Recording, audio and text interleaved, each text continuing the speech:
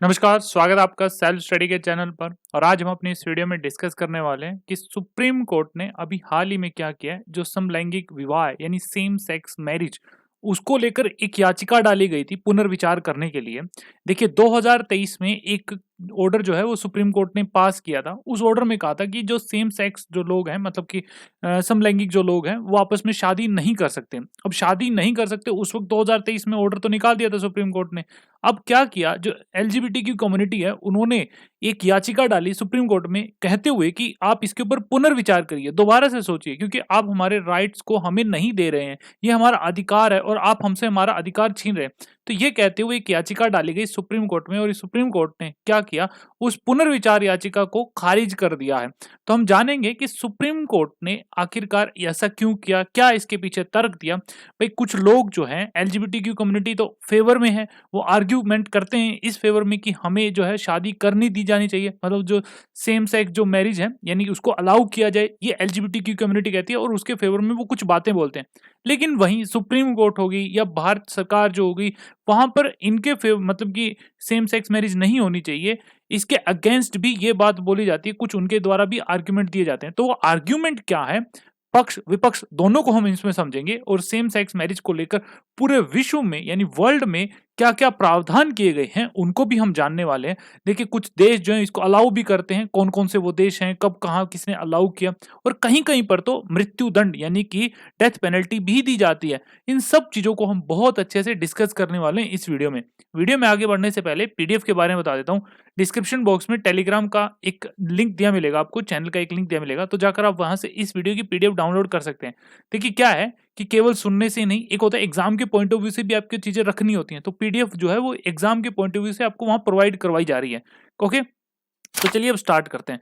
अभी हाल ही में supreme court की जो 5 जजेस की एक बेंच थी, उन्होंने क्या किया, जो 2023 का जो फैसला आया था उसको बरकरार रखते हुए कि भाई आपने इसके खिलाफ एक पुनर्विचार करने के लिए याचिका डाली है, उसको तो सुप्रीम कोर्ट ने कह दिया कि भैया हम इसको खारिज करते हैं, और जो एक फैसला आया था उसको हम बरकरार रखते हैं। ये बात हम यहाँ पर बोली गई।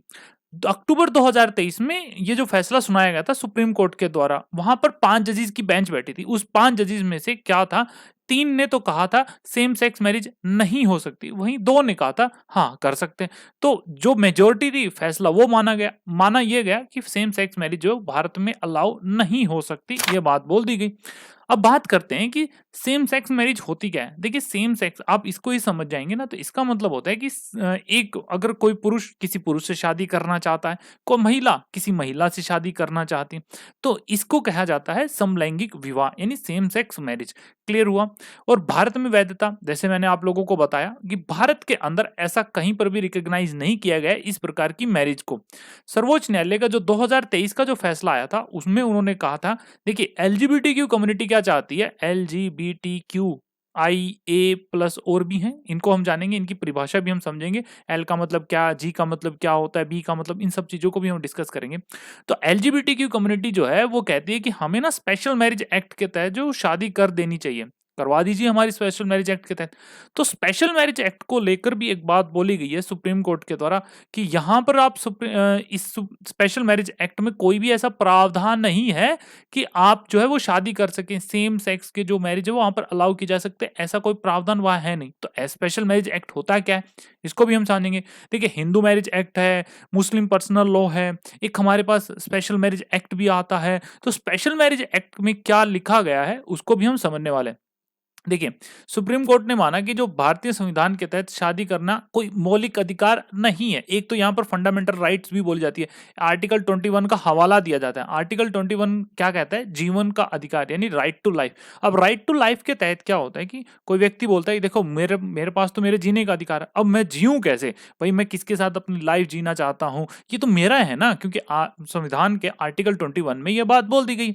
यही बात बोलकर सुप्रीम कोर्ट में इन्होंने याचिका डाली थी एलजीबीटीक्यू कम्युनिटी ने। और इसका क्या महत्व है इसको भी आप समझेंगे। देखिए सुप्रीम कोर्ट ने यही बोला है कि देखिए, जो समान लाभ और अधिकार का आनंद लेने के अधिकार को बरकरार रखा है। इसका क्या मतलब है? देखिए, जो लिव इन पार्टनर है, जैसे एक मेल और फीमेल जो है लिव इन पार्टनर के अंदर रहते हैं, उसमें क्या होता है कि जो इनको अधिकार मिलते हैं लिव इन पार्टनर के अंदर, वही सेम अधिकार जो है वो दिए जाएंगे एलजीबीटी कम्युनिटी के, यानी कि जो सेम सेक्स कपल जो है उनको ये सब चीजें दी जाएंगी, उनको वो अधिकार प्रोवाइड करवाए जाएंगे। यहाँ पर तो ये बात सुप्रीम कोर्ट ने बोली है, लेकिन शादी अलाउड नहीं कर सकते, हम शादी अलाउ नहीं कर सकते, ये बात इन्होंने सुप्रीम कोर्ट ने साफ स्पष्ट शब्दों में बात बोल दी। क्लियर? पूरे विश्व में अगर आप इस स्टेटस को जाने कि कहां पर शादी अलाउ की जाती है सेम सेक्स मैरिज को लेकर, तो देखिए 2024 तक अमेरिका हो गया, ऑस्ट्रेलिया हो गया, कनाडा हो गया, फ्रांस हो गया, और कुल मिलाकर लगभग 30 से ज्यादा ऐसे देश हैं जहां पर समलैंगिक विवाह यानी सेम सेक्स मैरिज को अलाउ किया गया है। नीदरलैंड जो है वो पूरी दुनिया के अंदर पहला ऐसा देश बना था जहां पर उसने अपनी जो मैरिज के अंदर प्रावधान किया गया, जो वहां पर लीगलाइज जो मैरिज करते हैं उसके अंदर उस कानून में उन्होंने प्रावधान करके उसमें संशोधन करके सेम सेक्स मैरिज को अलाउ करने वाला विश्व का पहला ऐसा देश बन गया था 2001 में नीदरलैंड। ताइवान वहीं पहला देश बना एशिया के अंदर जहां पर सेम सेक्स मैरिज को अलाउ किया गया। ये तो थे अलाउ करने वाले, यहां पर तो अलाउ है, लेकिन कुछ ऐसे भी देश हैं जहां पर अलाउ नहीं बल्कि डेथ पेनल्टी है, जैसे ईरान, अफगानिस्तान, सऊदी अरब, बुर्नई, काफी सारे ऐसे देश हैं जहां पर सेम सेक्स मैरिज यानी समलैंगिक विवाह पर प्रतिबंध लगाते हैं।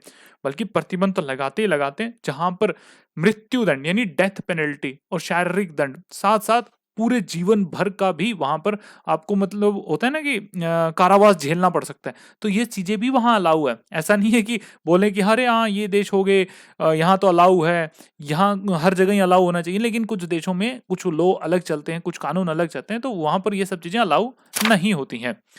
अब बात करते हैं स्पेशल मैरिज एक्ट होता क्या है। देखिए, स्पेशल मैरिज एक्ट 1954 जहां पर यह बात बोली गई, इसके बारे में समझ लेना। स्पेशल मैरिज एक्ट में बोला गया अगर दो अलग अलग जाति या धर्म के लोगों के बीच में अगर शादी करनी है तो वो किसके तहत की जाएगी? वो की जाएगी स्पेशल मैरिज एक्ट के तहत। बोले तो मुस्लिम या हिंदू या सिख या ईसाई या जैन या बौद्ध, ये जो लोग यानी कि जो कम्युनिटी है वो एक दूसरे से शादी करना चाहते हैं, तो इनको क्या होता है कि आपस में शादी करने के लिए स्पेशल मैरिज एक्ट के तहत वहां पर वो कानूनी ढांचा प्रोवाइड करवाया जाता है। जहां पर ऐसा, इसका मतलब नहीं है कि मान लीजिए एक मुस्लिम ने किसी हिंदू से शादी करी, तो यहां पर मुस्लिम को अपना धर्म कन्वर्ट करने की जरूरत नहीं है या हिंदू को अपना धर्म कन्वर्ट करने की जरूरत नहीं है। यहां पर स्पेशल मैरिज एक्ट में बोला गया कि आप अपने धर्म में बने रहकर भी किसी दूसरे धर्म में भी शादी कर सकते हैं। ये स्पेशल मैरिज एक्ट में ये बातें बोली गई हैं।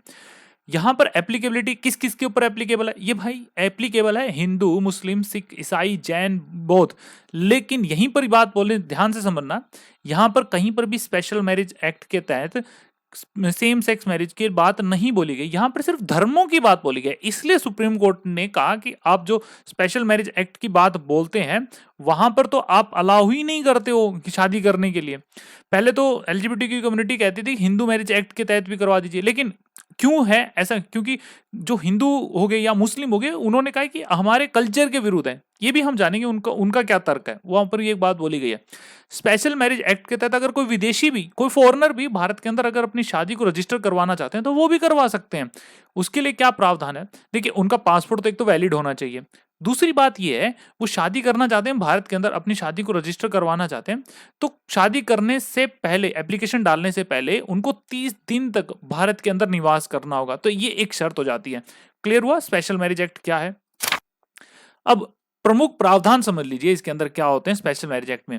एक तो विवाह को मान्यता मिल जाती है। इस अधिनियम के तहत क्या होता है? रजिस्ट्रेशन करने के तहत कानूनी मान्यता प्रदान कर दी जाती है। उत्तराधिकारी और सामाजिक सुरक्षा लाभ, बहुत सारे जो एक मैरिड लाइफ जो एक हिंदू मैरिज एक्ट के तहत या फिर हो गया मुस्लिम पर्सनल लॉ के तहत जो चीजें वहां पर प्रोवाइड की जाती हैं, सेम टू सेम चीजें इस प्रावधान के अंदर भी यानी स्पेशल मैरिज एक्ट के अंदर भी आती हैं। अब एक और चीज है आपको इस स्पेशल मैरिज एक्ट में समझने की जरूरत है। देखिए, दो डिफरेंट रिलीजियन हो गए, वो आपस में शादी करना चाहते हैं, उनके जो लोग हैं आपस में शादी करना चाहते हैं, तो उसके अकॉर्डिंग एक सेक्शन आता है स्पेशल मैरिज एक्ट में, सेक्शन 5।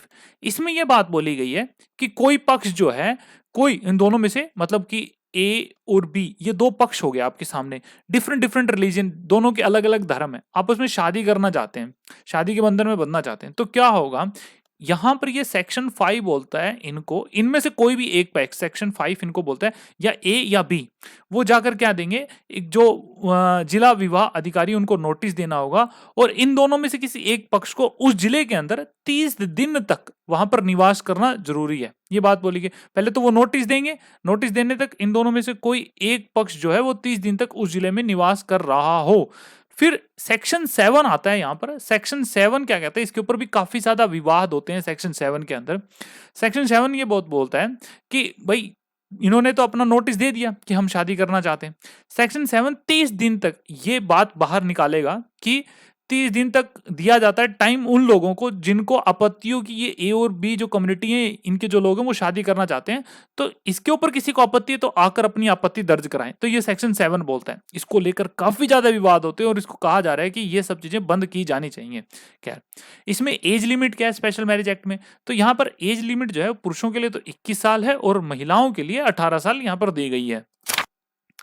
समलैंगिक विवाह के पक्ष में यानी जो सेम सेक्स मैरिज है उसके फेवर में क्या आर्ग्यूमेंट दिए जाते हैं इसको समझ लेते हैं। पहला तो आता है इक्वालिटी और ह्यूमन राइट्स, भाई सबको इक्वल अधिकार होने चाहिए, ये मानवाधिकार के खिलाफ है, ये सब चीजें बोली जाती हैं।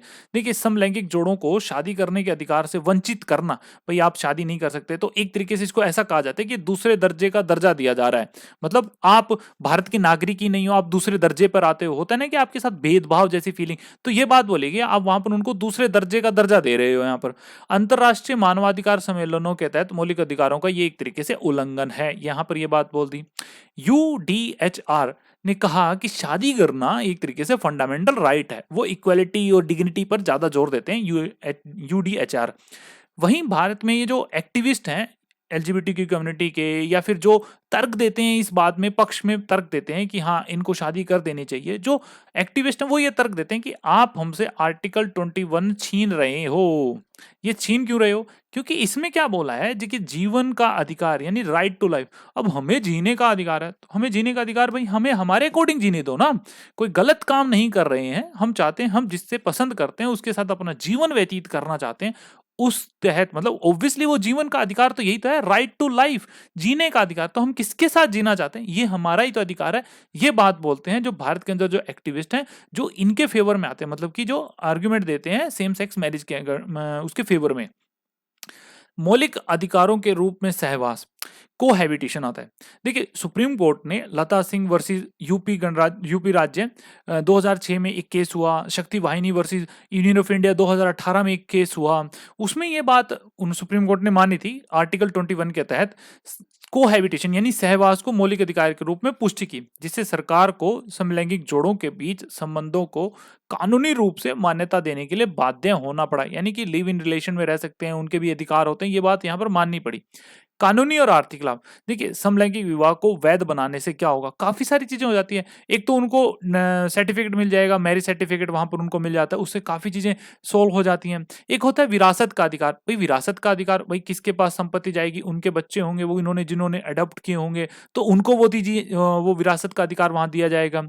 सामाजिक सुरक्षा से जुड़े काफी सारे लाभ जो है उनको वो मिल पाएंगे। आर्थिक लाभों तक भी उनको समान पहुंच मिल पाएगी। जो अदर जो मैरिजेज हैं उनके, जैसे कि मेल फीमेल को जो मैरिज होती है उनको जो अधिकार प्राप्त होते हैं वो सेम टू सेम इनको भी मिल जाएंगे। अंतरराष्ट्रीय सिद्धांत, देखिए कहा जाता है कि जैसे मैंने आप लोगों को बताया 30 से अधिक ऐसे देश हैं जहां पर ऐसे कानून बने हुए हैं जो सेम सेक्स मैरिज को अलाउ करते हैं। तो जहां पर ये बात बोली जा रही है कि यहाँ पर मानव अधिकारों को एक सही ढंग से एक स्टैंडर्ड सेट कर दिया गया है, तो यहाँ पर भी वो सब चीजें की जानी चाहिए। तो ये हो गए यहाँ पर पक्ष में दी जाने वाली कुछ बातें। ऑब्वियसली कुछ लोग जो हैं यहाँ पर विपक्ष में, यानी कि जो विवाह के खिलाफ भी तर्क दे रहे हैं, जैसे धार्मिक और सांस्कृतिक मान्यताएं होगी।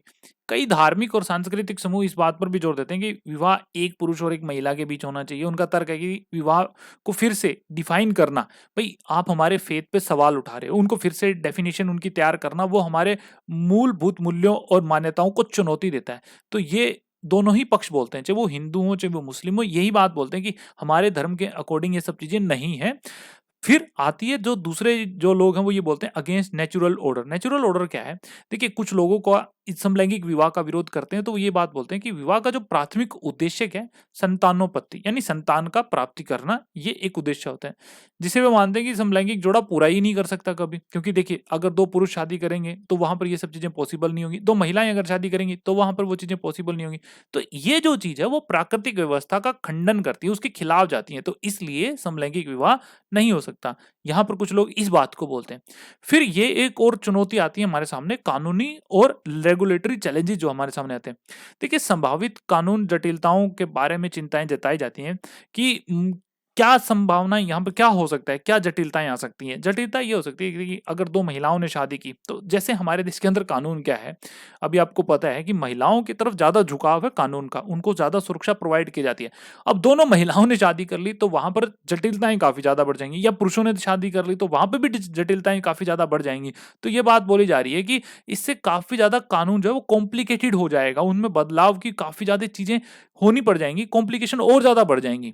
फिर एक और जो काफी इंपॉर्टेंट मैं कह सकता हूं कि इसको लेकर बातें जो बहुत ज्यादा बोली जाती हैं कि हमारे देश में देखिए इंटर कास्ट होगी, इंटर रिलीजन होगी, उस मैरिजेज को भी कहाँ एक्सेप्ट किया जाता है। अगर यहाँ पर अगर सेम सेक्स मैरिज को अलाउ कर दिया जाएगा तो सोचिए, उन्होंने कहा कि आपने कहा संतानोपत्ति, तो एलजीबीटी की कम्युनिटी इसके पक्ष में क्या बोलती है कि संतानोपत्ति हम क्या करेंगे, बहुत सारे ऐसे बच्चे हैं जिनको माँ बाप की जरूरत है तो हम उन्हें गोद ले लेंगे, तो ये गोद लेने का एक विकल्प चुनते हैं।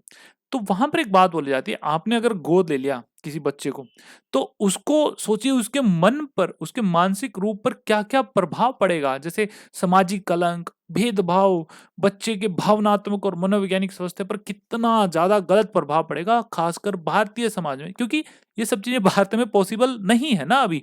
तो इसको लेकर बोला जाता है, क्योंकि जो बच्चा जो है वो स्कूल में जाएगा या समाज में बाहर जो बच्चों के साथ, दूसरे बच्चों के साथ खेलेगा तो उसको किस दृष्टि से देखा जाएगा, स्कूल में उसके साथ कैसा व्यवहार किया जाएगा, उसको लेकर छेड़ा जाएगा या फिर उसका मजाक उड़ाया जाएगा, कुछ भी नहीं पता है। तो उसके दिमाग पर क्या प्रभाव पड़ेगा, ये क्यों उसका मजाक उड़ाया जाएगा, क्योंकि भारत समाज में ये सब चीजें पॉसिबल तो है नहीं ना, तो उसको एक अलग दृष्टि से देखा जाएगा। तो उसके सोचिए उसके दिमाग पे क्या असर पड़ रहा होगा, क्या वो सही से ग्रो हो पाएगा, तो ये सब चीजें वहां पर बोली जाती हैं।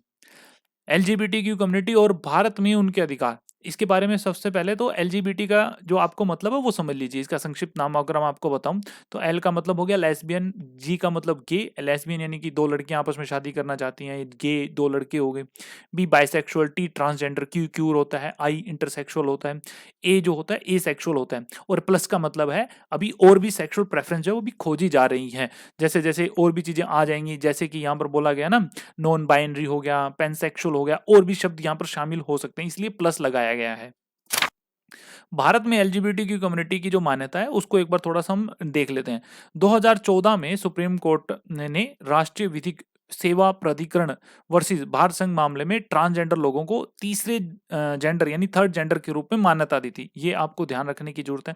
थर्ड जेंडर यानी कि पहले क्या होता था मेल फीमेल, अब एक थर्ड जेंडर भी ऐड कर दिया गया। 2018 में एक ऐतिहासिक फैसला हुआ जहां पर ये काफी ज्यादा एक चर्चित मामला रहता है या फिर केस रहता है, नवतेज सिंह जोहर वर्सेस यूनियन ऑफ इंडिया, जिसमें क्या किया गया था 2018 में जो सेक्शन 377 को रद्द कर दिया गया था। ये सेक्शन 377 क्या था, इसके अंदर क्रिमिनलाइज किया जाता था सेम सेक्स कपल को। भाई अगर दो लोग आपस में वो सेम सेक्स हैं, जैसे कि पुरुष पुरुष या महिला महिलाएं आपस में संबंध बना रहे हैं, तो वहां पर क्रिमिनलाइज कर दिया जाता था 2018 से पहले, लेकिन 2018 के बाद इसको रद्द कर दिया गया। तो ये काफी इंपॉर्टेंट एक ऐतिहासिक फैसला हम कहेंगे इसको। 2019 के अंदर ट्रांसजेंडर व्यक्ति अधिकारों का संरक्षण अधिनियम 2019 पारित किया गया, जिसमें क्या कहा, कानूनी मान्यता प्रदान की गई और ट्रांसजेंडर व्यक्तियों के खिलाफ अगर कोई भेदभाव हो रहा है उसके ऊपर रोक लगाई गई। 2019 में आया ये।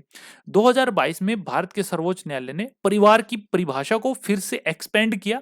एक्सपेंड करते हुए इसके अंदर जो समलैंगिक जोड़ों और क्वीर जो हैं उनको भी शामिल किया गया यहाँ पर। और 2023 का मैंने आप लोगों को बताया कि जो 5 जजेस की बेंच थी उन्होंने समलैंगिक विवाह को वैध बनाने की याचिका को खारिज कर दिया। क्लियर। आगे की राह क्या हो सकती है, ये तो आपने देख लिया। कोई भी सुधार हो सकता है, डेफ़िनिटली चीज़ों के अंदर सुधार क्यों नहीं हो सकता? कानूनी सुधार है, स्पेशल मैरिज एक्ट के अंदर संशोधन करके क्या कर सकते हैं कि वहाँ पर समलैंगिक या समलैंगिक यानी कि सेम सेक्स जोड़ों को, जो विषम लैंगिक जोड़ हैं, उनके समान अधिकार भी उनको दिए जा सकते हैं। वैकल्पिक रूप से समलैंगिक व्यक्तियों के समान अधिकार सुनिश्चित करने के लिए अनुबंध आधारित समझौते पेश किए जा सकते हैं, यानी उनके ऊपर वार्तालाप हो सकती है कि हाँ, इनके लिए क्या-क्या चीज़ें ज़रूरी हैं।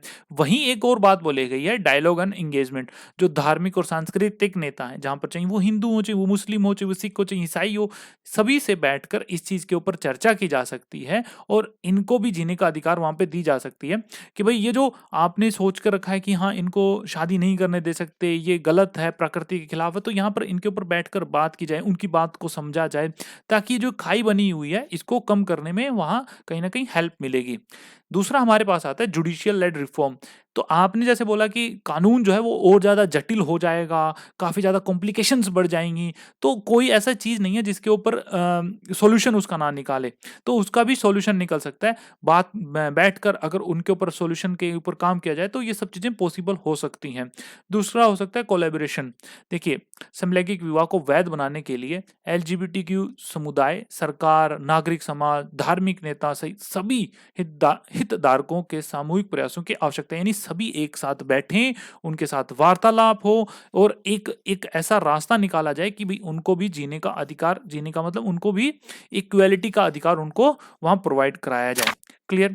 तो उम्मीद करता हूँ कि आज का जो टॉपिक है वो आप लोगों को समझ में आ गया होगा। समझ में आ गया होगा तो वो मुझे कैसे समझा सकते हैं? ऑब्वियसली वीडियो को लाइक करके, चैनल को सब्सक्राइब करके, और भी कुछ ज़्यादा ही पसंद आ गए हैं तो शेयर कर सकते हैं चैनल को, वीडियो को, सबको, सब चीज़ों को आपको छूट है।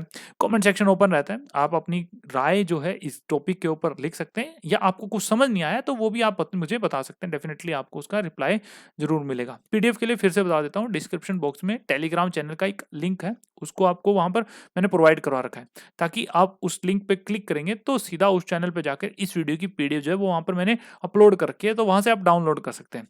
तो बस आज के लिए इतना ही था।